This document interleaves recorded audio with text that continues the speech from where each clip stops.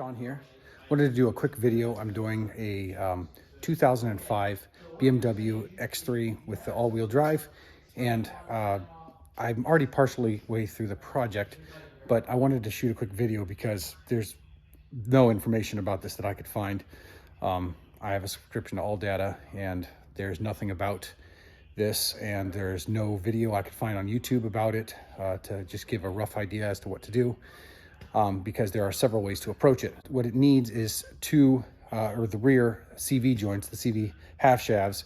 The reason it needs them in the first place is because the ABS sensors were going crazy. And when I went to replace the ABS sensors, turn the light here. When I went to replace the ABS sensors, I realized that they would not go in all the way. And so long story short, they hit on the reluctor rings, because on these here reluctor rings, it gets rust underneath here, expands them.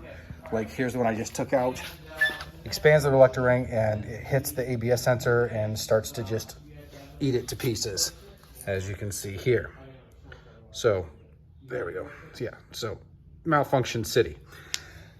So there are lots of videos explaining how to do the right side, which is, you know, pretty easy. You need to take out the sway bar and stuff like that, but it's pretty self-explanatory.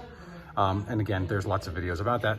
What's not self-explanatory is this side. So there are lots of ways to approach it as far as what you need to take apart.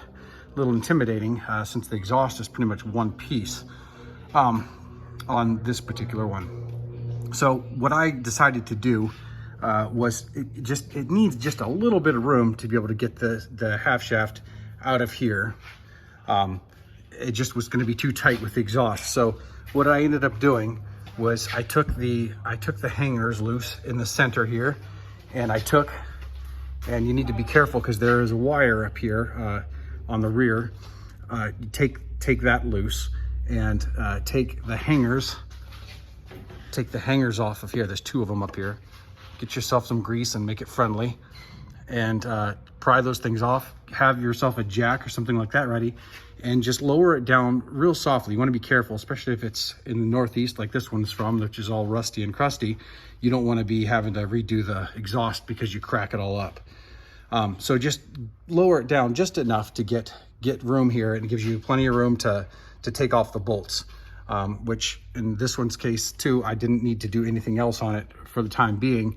So what I did is just take some sort of a bar, put it in here to keep the rotor from spinning, and then it'll allow you to crack them loose, and then you can take it out with a power tool or such. Taking the exhaust down just a little bit is a lot easier than taking it down all the way or dealing with that mess there.